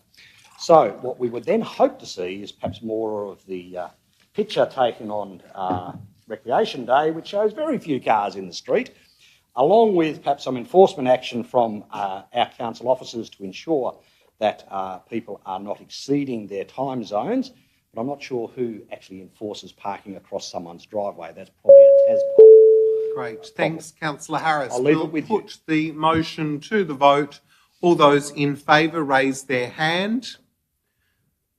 Those against, 2 councillors against in Councillor Walker and Councillor Kai. The motion is carried. At 2:24, Councillor Mackenzie re-enters the meeting, and we note that Council no longer sits as a planning authority. We move to item 10, item 10.1. A couple of things I'd like to point out at 10.1. The first is on Thursday, the 17th of November, it was wonderful to attend the official launch of the 2023 season at the Princess Theatre, one of our great assets, and certainly commend the work of Stuart Learn and Mandy, together with the committee, Councillor Mackenzie, of which you represent us so well, for the wonderful season that is in store for 2023, and great to have fellow councillors and indeed the CEO present at that event. On Friday the 18th of November, it was just wonderful to recognise 60 years of self-help in our community. I'm sure all of you would agree that the model that self-help provides with people with a disability in our community to be actively employed is absolutely outstanding, and we congratulate the board on 60 wonderful years. Similarly, on Saturday the 19th of November, together with councillors Mackenzie and Palmer, it was a real pleasure to be in Princess Square to recognise Stomp and Dance Company and Councillor Dawkins, my goodness. A real pleasure to recognise 30 wonderful years of Stompin', and I'm sure Councillor Dawkins would be the first to say the incredible work that Stompin' does in our community, often in strange and unique locations, working with young people, is testament to the vision of that organisation. On the 24th of November, we hosted a civic function to recognise 30 wonderful years of the Clifford Craig Foundation. Similarly, on the Tuesday, the 29th of November, 120 years was recognised of the Launceston competitions, one of the longest running Eisteddfods in the country, testament again to the work of volunteers. Finally, wanted to reference on Saturday the 26th of November, together with newly elected councillors Kai and Pentridge, it was wonderful to participate in the Local Government Association of Tasmania Induction Day. And finally, on the 23rd of November, Anthea, if we could remove the New Horizons You're Welcome attendance at their inclusivity launch. I'm sure the Deputy might speak of that, but I was unable to attend that particular event. Are there any questions of the Mayor's announcements? Point 11, councillors' reports, the opportunity to briefly report on activities that have been undertaken in capacity. Councillor Walker. Thank you, Mayor. And one that you didn't include on your list that you did attend, which may have been an omission or may have been just so that I could speak to this, was on Wednesday the 23rd in the morning, along with the Mayor and Councillor Palmer, to go down to the Queen Victoria Museum and Art Gallery and witness the beginning of the journey of the Premingana petroglyphs, as they're being called, Premingana Lua Makuna, by our Aboriginal community. And it was, an emotional, dare I say, spiritual affair to be there, for these petroglyphs to be taken out of storage, very carefully packaged, and to have been given this ceremony where the Aboriginal community came together and welcomed members of the non-Aboriginal community as well, to fare these petroglyphs well on their journey back to the place from which they were removed. So I thank the Aboriginal community for welcoming us there, and I thank the council for the work and the council staff for the work that they've done in assisting that process. Thank you, Mayor. Thanks, Councillor Walker. Councillor Harris. Thank you, Mayor. Yes, I filled in for you a couple of times. One was on deputising at the Launceston Time Challenge, which was on Friday the 18th, a Greater Regional City Challenge. This is where 5 primary school aged children had to tell me in 60 seconds or less what the Launceston would look like in the next 70 years. You'll be pleased to know the world is in good hands. I had some wonderful suggestions made to me in their 60 seconds. The best of them was that they would be mining the silt from the Tamar River, drying it and moulding it into bricks to build homes for the homeless, which I thought was good. That was Lilydale. And the second one, and in fact, all of them made mention of the fact that none of us would be running privately owned cars in 70 years' time, but in fact using public transport of various forms or cycling or walking. And there would be about 150,000 people living in Launceston, what we know as Launceston today. But the best one of those had public transport being provided by magnetic powered public transport using the resistance of north and south on the magnet. So that was great to help those schools in that particular thing. I also attended the launch of the tool library on Wednesday the 23rd. Must have been such a busy day for yourself there, Councillor Gibson, and also Councillor Palmer. That's a Rotary Club of Youngtown and Kings Meadows project, along with the Men's Veterans men's shed out at Kings Meadows, and that was a great thing, great boon. We saw you with a chainsaw in your hand for the first time, I'm sure, Councillor Gibson. I also filled in for you out at the AusCycle National BMX Championships on Friday and Saturday. Exceptionally well-run championships. There were some 1,500 competitors, probably in excess of 2,000 visitors, and if you wondered why you couldn't get a restaurant booking over the week, it was probably because they were booking it out. And certainly one of the AusCycle national representatives from Hobart attempted to get accommodation on Saturday night earlier in the week, and when she gave up, when she got as far back as Oatlands, she might as well drive back home at the end of the event. So that was a wonderful thing for our city. And certainly the feedback from every state, and every state was represented, was that it was one of the very best championships that they'd had in BMX, and I just could not believe the number of people that were there on those 2 days. Thank you. That is great, thank you. And yes, you are right, I do quite like the chainsaw, so be aware. Councillor Mackenzie. Thanks, Mayor. It was great to do my final hurrah as chair of the Heritage Advisory Committee and do presentations at the Heritage Snap Awards on the 23rd of November. The title of it was Young at Heart, and the basic principle behind the Heritage Snap Awards is really to get the youth of the city engaged in the heritage and look at it through their eyes. And I think it was probably one of the best ones I've been to, actually. There were great from prep through to grade 12 students that entered the awards, and I think it was just a fantastic showing of great photography and great themes that young people see in our heritage. So I think it was just a fantastic thing, and I look forward to seeing what Councillors Pentridge and Kai bring to the table next year. Thanks, Councillor Mackenzie. Councillor Dawkins. Thank you, Mayor. On the 22nd of November, Councillor McMahon and I attended a Launceston Women in Business panel at Futures Isle. You'll recall, all the councillors that were here in the last term, will recall that a DA came for the Invermay Road site from Futures Isle, and there was some consternation from the neighbours that they wouldn't be able to coexist. Well, they can. It's fantastic. So they have held workshops where all the businesses around them have been in full flight doing everything they do, and basically just a background harm. No one's concerned about it. In fact, if anything, it adds this kind of sense of vitality to the building. The vitality actually sat with the women who came and questioned us about what we considered the future of Launceston business to be. My gosh, people have got so much energy when they're young, don't they? I know once I felt like that, but I left that building just feeling exhausted about the amount of activity these people put into their businesses. It was absolutely sensational. I know that the City of Launceston had recently partnered with Futures Isle around a start-up for food businesses, and they consider that to be an incredible success. So, look, I feel like the future of the city is in great hands. There are people who have got incredible ideas. They know that we're on this trajectory now where retail is turning into a more service delivery-based model for business.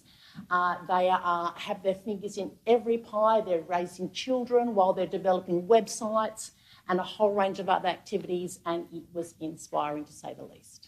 Great, thanks, Councillor Dawkins. Deputy Mayor. Thank you, Mayor. Just similarly continuing on from Councillor Dawkins, speaking of attending on Wednesday the 23rd with the New Horizons and their inclusiveness that they're looking to continue to ensure in our city. It was great to have been able to come out of workshops that we'd been speaking about and having presentations about how we can continue to make our city accessible to those who might have a disability, those who fear leaving the front door, and making sure that we as a council are aware of those issues. And I was able to work with Belinda, who is a fellow Summerdale alumni, and to be able to speak as the toolshed was getting opened to those who were there on that day as well. Taking a quick step back further to the 19th, Saturday the 19th, Councillor McMahon and I were privileged to attend the Green Gala, which was at the Country Club Tas.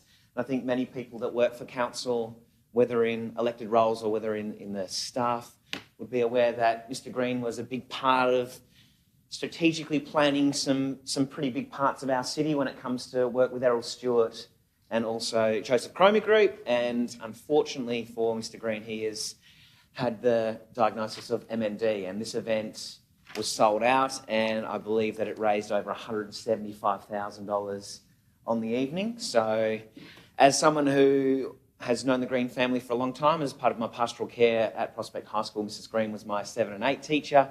She then went on to work with my dad at Prospect High School. It was great to see how the community and the industry of infrastructure and business came together as a whole, and not only raised an incredible amount of funds, but got behind someone who, if I could leave any kind of legacy that Mr Green will leave behind, and the way that people speak to him as to how he conducted himself as a person, member of our community, and how he was able to give back to our community. It was really quite heartwarming, quite emotional actually, to be invited to not only perform but also to help represent council. So yeah, so we can continue to support the Green family in any way. I would encourage us to do that, and thanks. Yeah, getting behind these great events. Yeah, good on you. All right, item 12, questions by councillors. There are none on notice. Are there any questions without notice at 12.2? Councillor Dawkins. Thank you, Mayor. With the pausing of the red cycle soft plastics deal with the major supermarkets giving rise to people no longer having a pathway to recycling soft plastics, would the City of Launceston explore options with TerraCycle, the Precious Plastic Project, or anyone else who might be able to help us divert soft plastics from landfill? Thanks, Councillor Dawkins. General Manager Eberhardt.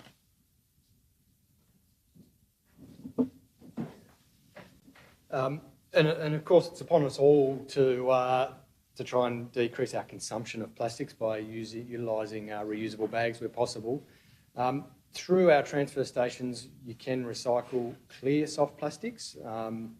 We've been in discussions with the industry for many years trying to find a solution to mixed colour soft plastics. So our understanding at the moment is there's no capacity within the industry to accept more. However, we do understand that there are a number of investments nationally in infrastructure that will enable recycling of mixed colour soft plastics. So we will continue to explore options as they arise. Sure. So I know we recycle the clear plastics at the waste transfer station. So for something like a Ziploc bag that's got one yellow line through it, is that still a clear plastic, or is that now a coloured plastic? I believe that's coloured. Almost a few of those coloured things in the clear plastics are okay. No one picks them up. But the problem is any colour in clear means that the output comes out as a black, dull colour. It doesn't take much to change the colour in terms of recycling, and the only market is for stuff that can be recycled into clear plastics. Thanks, General Manager. Okay, 13.1, audit panel meeting of... Oh, sorry. Councillor Walker, I beg your pardon. Sorry. No. I do have a question. Just in regards to today's media release, Mayor, where you have welcomed Veolia's announcement that they will now be basing their recovery facility in Sprayton, no longer to be located on Churchill Park Drive in Inverest or Invermay. And you do state that this will actually also involve a saving for Launceston. Can you outline how that saving will occur?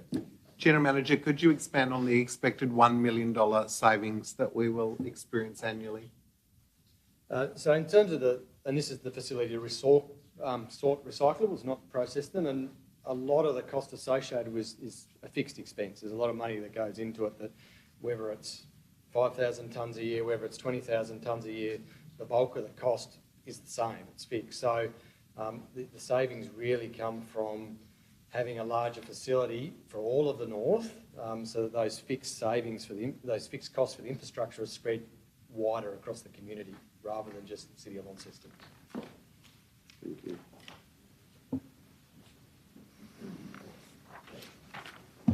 Okay, is everyone happy if we move to 13.1?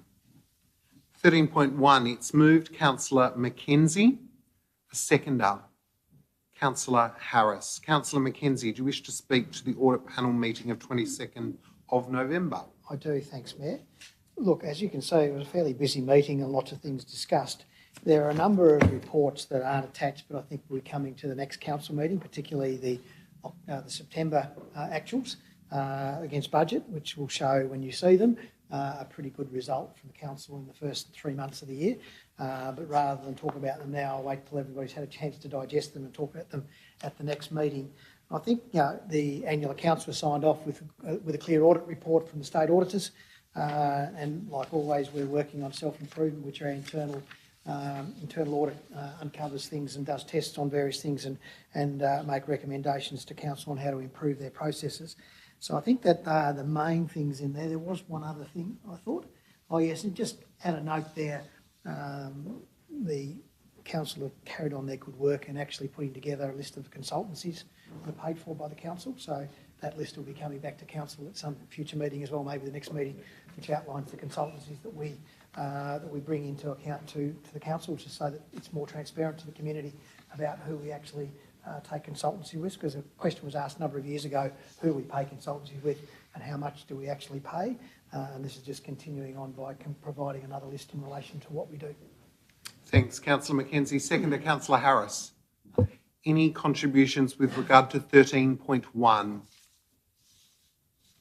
We'll put the motion to the vote. All those in favour raise their hand.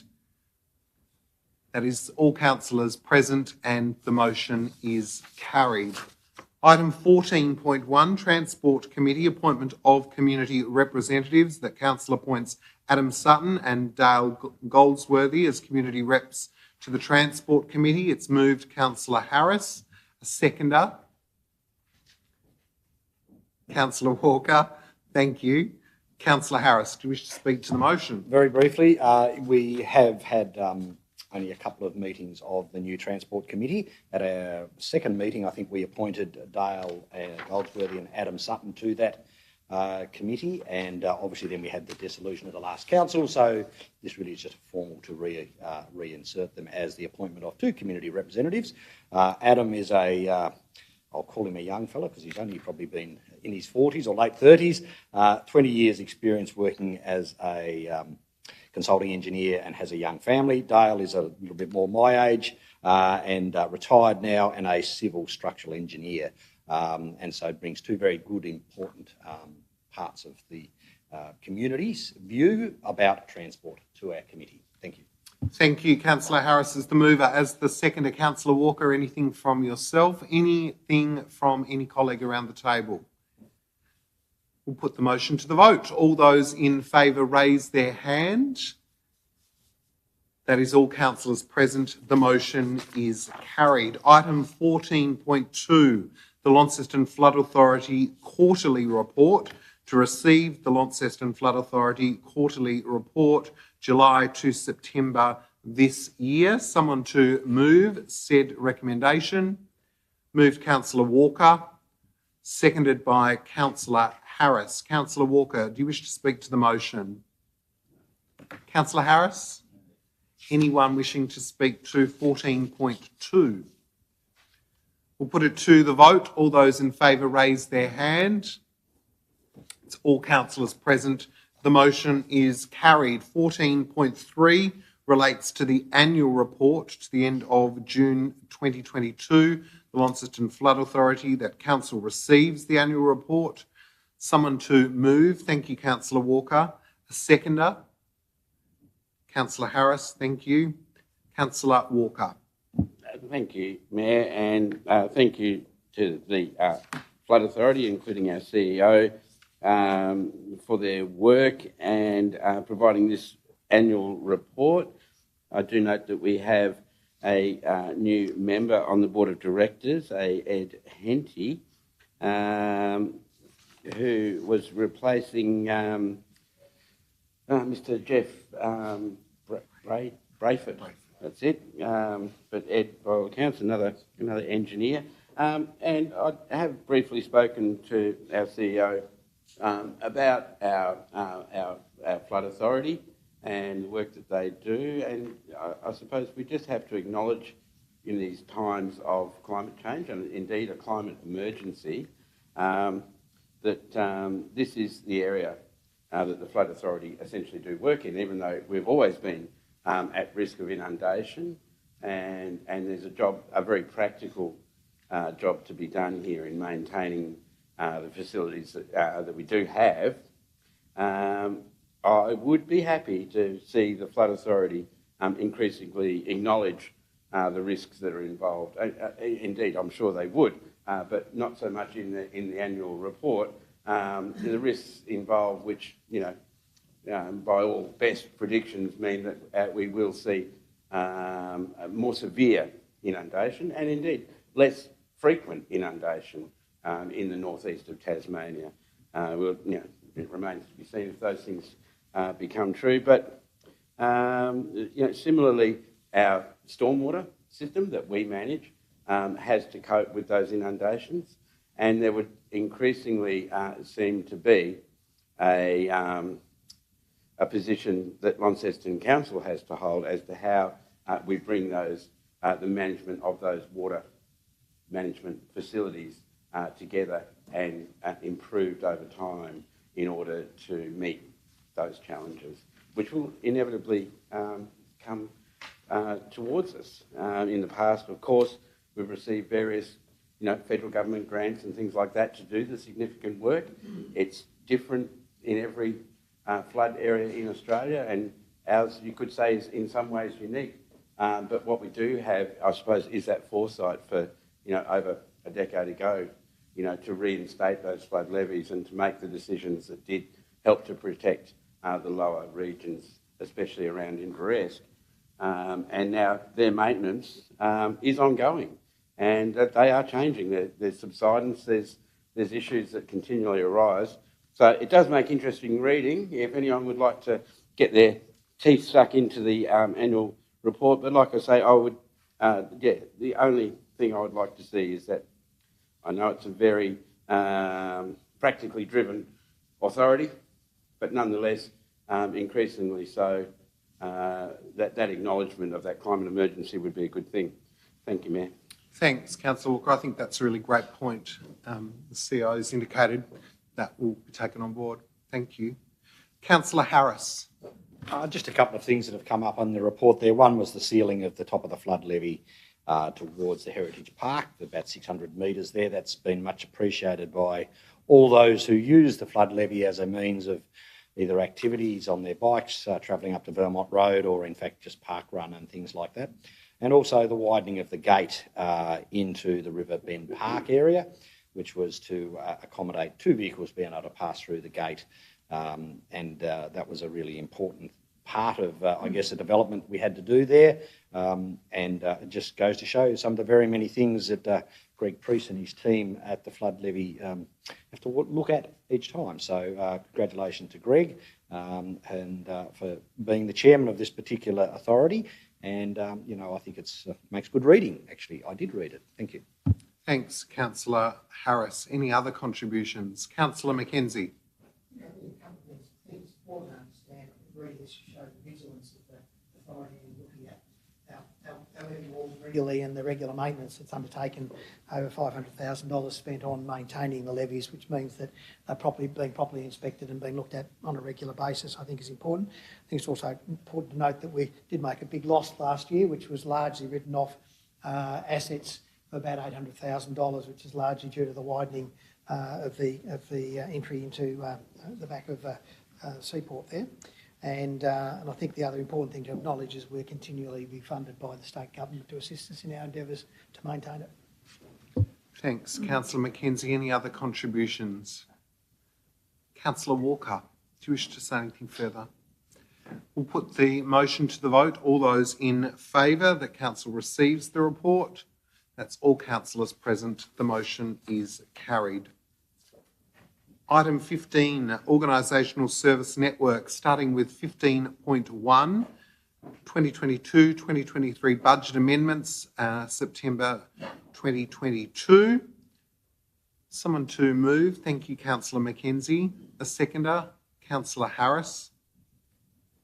Councillor Mackenzie, do you wish to speak to the motion? Just briefly, because I think that the officers do a really good job in explaining the reasons why things, and there are a number of cases here where moving things which were initially thought to be capital in our budgets, but because of the nature of them turning into operational, so we need to bring it out of our capital budget and put it into our operational expenditure. So some of it's just purely a transfer from one to the other, which actually just works against the bottom line often in cases, and likewise there are some things which are all thought to be capital when they buy and they turn into being operational. So it's really a mixed mash of those things and a number of other things where we've received grants in a particular year and we didn't spend them in that year. We need to bring forward the expenditure into the current year, and likewise sometimes there's a bit of a timing difference in regards to it, but I think it's all very well explained in relation to each of the items that are in there. I think there's also a notation in there where the CEO has the right to make certain disclosure or make certain decisions, but they come to accounting, come to council for noting. So I just note those things. I think that's about all I need to say, other than probably it went through the audit committee a couple of weeks ago, this particular list as well. Great, thanks. Great, thanks, Councillor Mackenzie. Councillor Harris? No. Does anyone have any questions whatsoever with regard to anything contained within 15.1? No such thing as a silly question. Any other contributions? Nathan has made his way up the stairs, especially. He's waiting for at least one question. Councillor Dawkins, good work. I'll ask a silly question.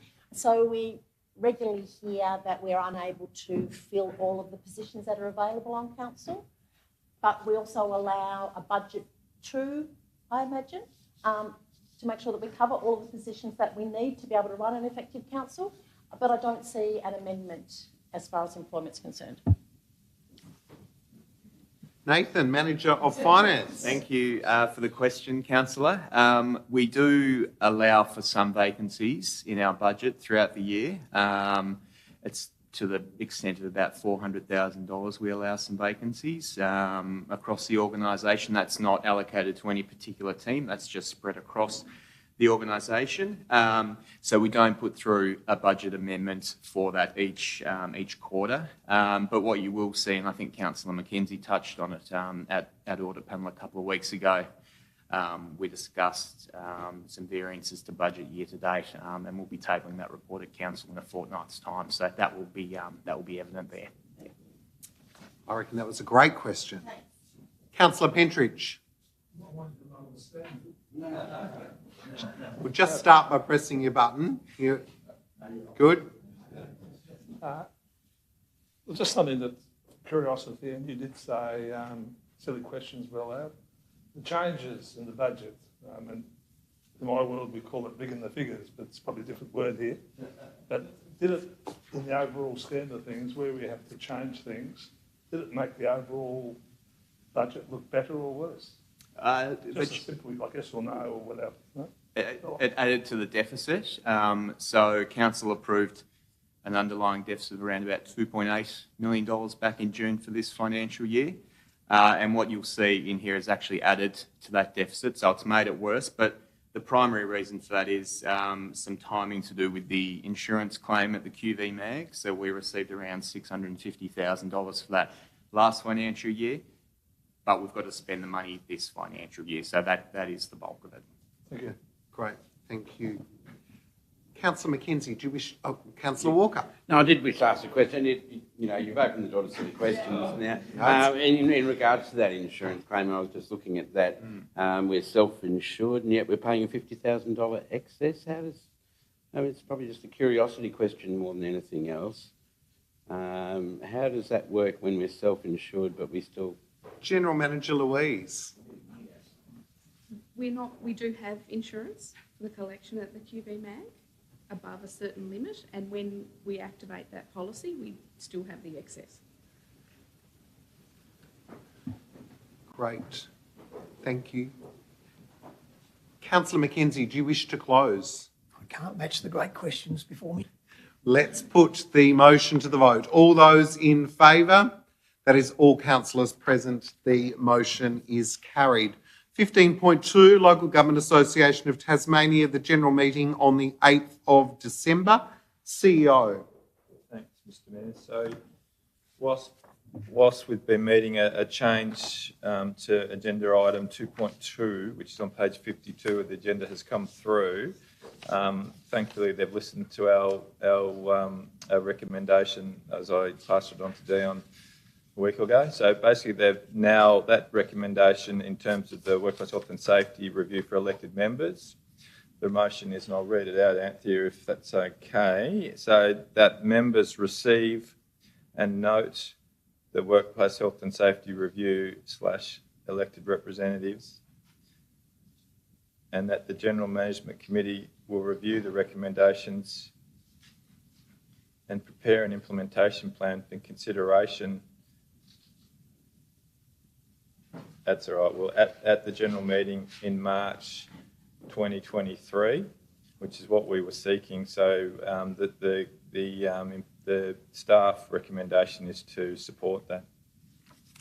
Thanks, CEO. So just to be clear, the addition there as listed to 2.2 is also in addition to point 2. You'll remember we received a memo which says that we appoint Leanne Purchase Manager Governance as our voting as a voting rep or delegate for that meeting. So we are seeking to move the recommendation with those 2 alterations. Someone to move, please, that. Councillor Dawkins, thank you. And a seconder, Councillor Harris. Councillor Dawkins. This is the opportunity for City of Launceston to be a part of the Greater Council network in Tasmania, and very important. Actually, it took me a little while, I guess, as a councillor to realise how important this is, and paying attention to the motions that other councils bring gives us an opportunity to do the same. So I think the 2 that are of particular interest to me were excuse me for a moment, the motion that was around timing of council meetings from Burnie City. So there is that trying to find that balance between family-friendly hours for our team, for our staff, versus the opportunity for engagement from the community. And I think that, we pride ourselves in being a council that consider the needs of our staff, which is why we've voted against that, so that we can keep meeting the way that we do within normal business hours. And the other one, I think, was from Kingborough. That was of particular interest around lobbying the state government for more community housing. I don't think there's ever been a time that's been more important, and it's welcome that this council has decided to vote in support of that. I know that we're asking questions that a lot of other groups are asking, or the social services sector. I mean, everybody wants this. So we will be represented well in that meeting, and it'll be interesting to hear how the debate goes. Thank you, Councillor Dawkins. Councillor Harris is the seconder. Nothing further to add. Any other contributions around the table to the item? Councillor Walker. Yes, I was going to speak. I accept that we haven't endorsed the idea of changing council meetings, but it is problematic that we meet in the daytime, considering the content of what we discuss, and that there's many community members that would like to be a part of that process. It's not always easy for them, let alone for councillors sometimes, or and then to ask council staff to meet out of hours. But it would be good to still look for alternative solutions. I know some councils do meet in the evening. It can be done.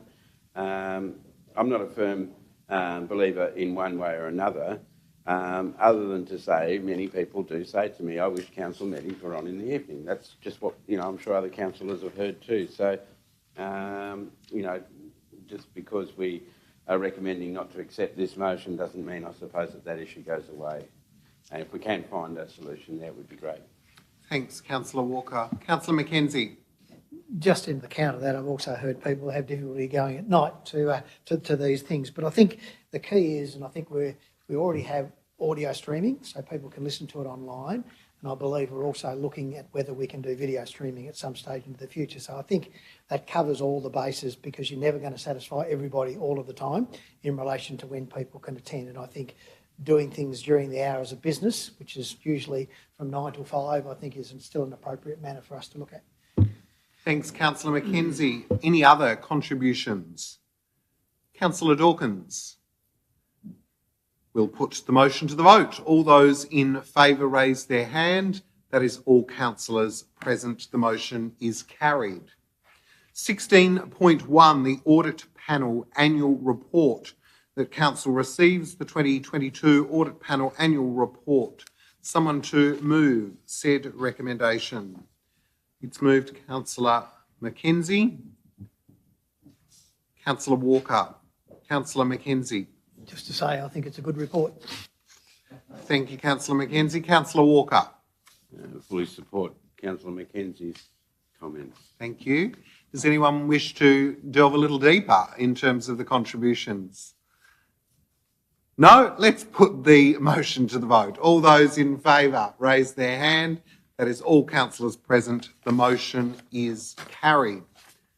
Item 17, that we move into closed council to consider the following items: the confirmation of the minutes, the councillor's leave of absence. It's moved Councillor Harris, seconder Councillor Britton. All those in favour raise their hand. That is all councillors present. The motion is carried at 3:01 p.m. We'll move into closed session.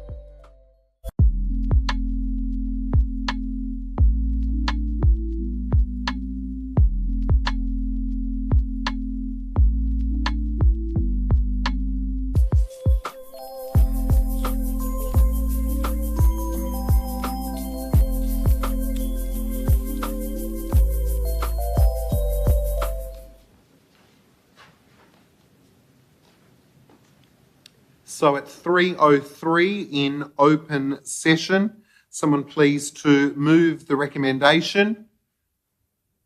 Councillor Harris, thank you. Seconder, Councillor Dawkins. Confirmation of minutes from the meeting held on the 20th of October and the endorsement of a councillor's leave of absence. Put the motion to the vote. All those in favour raise their hand. That is all councillors present. The motion is carried. We look forward to seeing all members of the public and elected colleagues at the nighttime annual general meeting at 5:30 tonight. At 3:04, I'll close the meeting.